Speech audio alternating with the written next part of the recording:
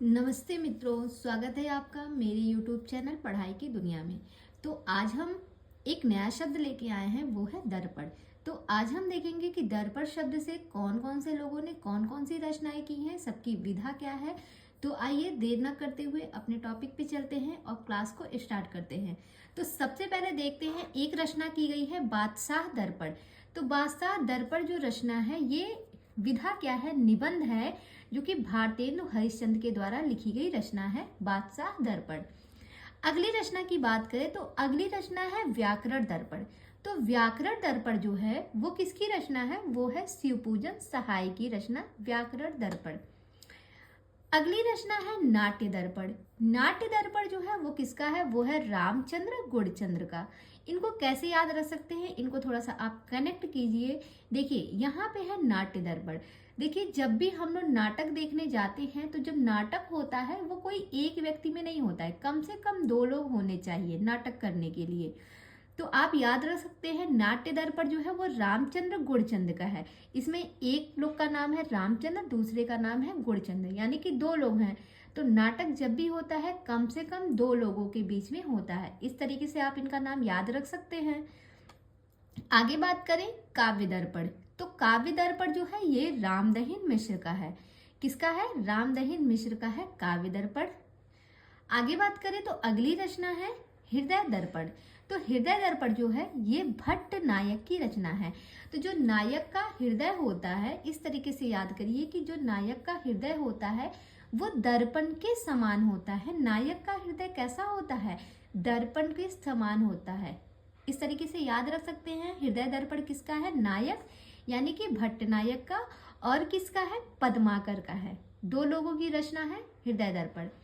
आगे बढ़ते हैं तो अगली रचना हमें मिलती है साहित्य दर्पण।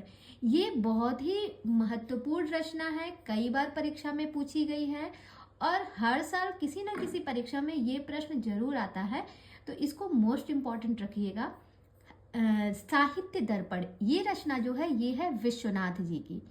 आगे बात करें तो अगली रचना है काव्य प्रकाश दर्पण।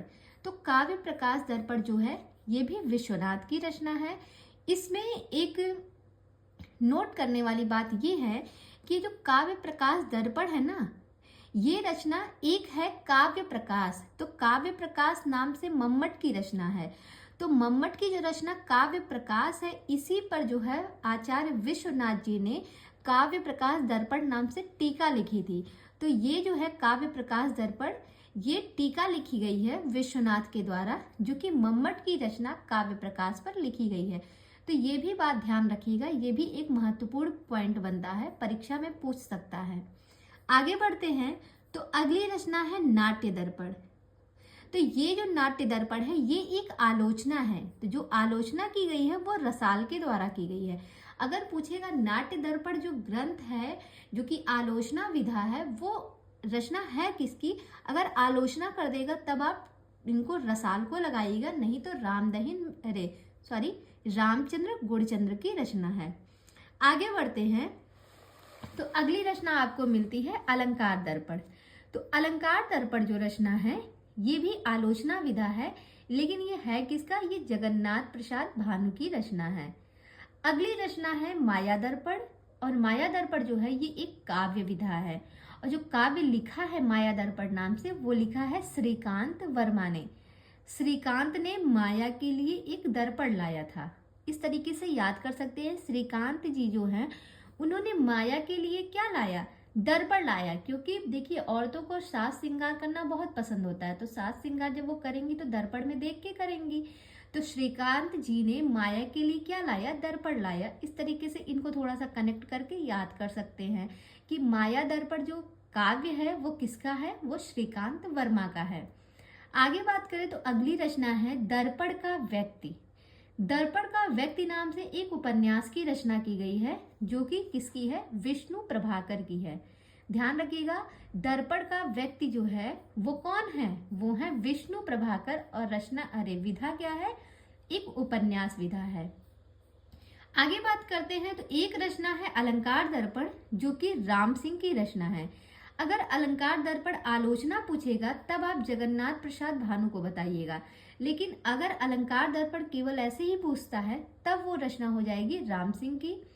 आगे बढ़ते हैं, अगली रचना है रस दर्पण। तो रस दर्पण जो रचना है वो है सेवादास की। आगे है अंग दर्पण। अंग दर्पण जो है ये 1737 ईस्वी में लिखी गई रचना है और ये रचना किसकी है? रसलीन की है अंग दर्पण। अंग अंग जो है उनका रस से भर गया, अंग दर्पण। अंग दर्पण जो है 1737 की है और किसकी है? रसलीन की है।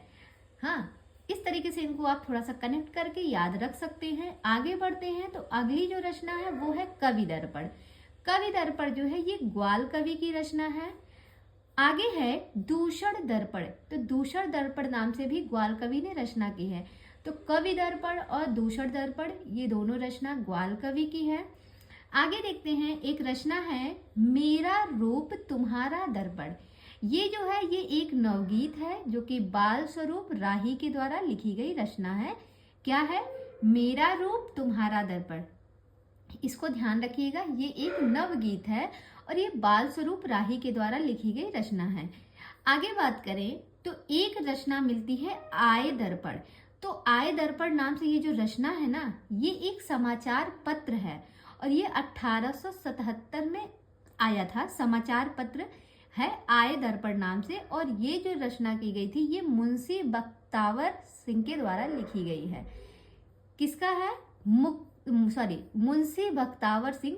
और ये एक समाचार पत्र है आय दर्पण, 1877 ईस्वी में ये जो है लागू हुआ था, लिखा गया था। आगे बढ़ते हैं, अगली रचना है विद्या दर्पण। विद्या दर्पण में एक पॉइंट ये है कि ये जो रचना है विद्या दर्पण, इस रचना को जो तासी हैं, तासी जी, इन्होंने लल्लू लाल की पुस्तक मानी है। जो विद्या दर्पण नाम से एक रचना लिखी गई है, इसको जो है तासी ने लल्लू लाल की पुस्तक मानी है, इसलिए ये भी महत्वपूर्ण हो जाता है। कभी कभी प्रश्न बन सकता है विद्या दर्पण किसकी रचना है? ये लल्लू लाल की है, लेकिन माना किसने है कि ये लल्लू लाल की रचना है? तो ये माना है तासी ने। आगे बात करते हैं तो अगली रचना है दर्पण। क्या है? दर्पण। दर्पण नाम से एक नाटक लिखा गया है जो कि 1962 ईस्वी में लिखी गई रचना है और ये रचना जो है वो लिखा है लक्ष्मी नारायण लाल ने। लक्ष्मी नारायण लाल के द्वारा लिखा गया है एक नाटक। कब लिखा गया है? 1962 में और उसका नाम क्या दिया गया है? दर्पण। और लास्ट में एक रचना मिलती है दर्पण झूठ ना बोले। क्या कहते हैं कि दर्पण झूठ ना बोले, ये 1983 ईस्वी की रचना है। विधा है उपन्यास और लिखा किसने है? ये लिखा है श्रवण कुमार गोस्वामी के द्वारा ये लिखी गई रचना है कि दर्पण झूठ ना बोले। तो यहाँ पे ध्यान रखिएगा कि दर्पण झूठ ना बोले ये उपन्यास विधा है, 1983 का है, श्रवण कुमार गोस्वामी के द्वारा लिखी गई रचना है। और एक हमने पढ़ा है मेरा रूप तुम्हारा दर्पण, ये नवगीत है और ये बाल स्वरूप राही के द्वारा लिखी गई रचना है। तो यहाँ पर आज हम दर्पण शब्द से जितनी भी रचनाएं मिलती जुलती है उसका हमने अध्ययन कर लिया है। कल मिलते हैं एक नए शब्द के साथ, तब तक के लिए क्लास को यहीं पे समाप्त करते हैं। मेरे क्लास में जुड़े रहने के लिए, बने रहने के लिए आप सभी का बहुत बहुत धन्यवाद और मिलते हैं कल एक नए शब्द के साथ। तब तक के लिए बाय बाय, टेक केयर।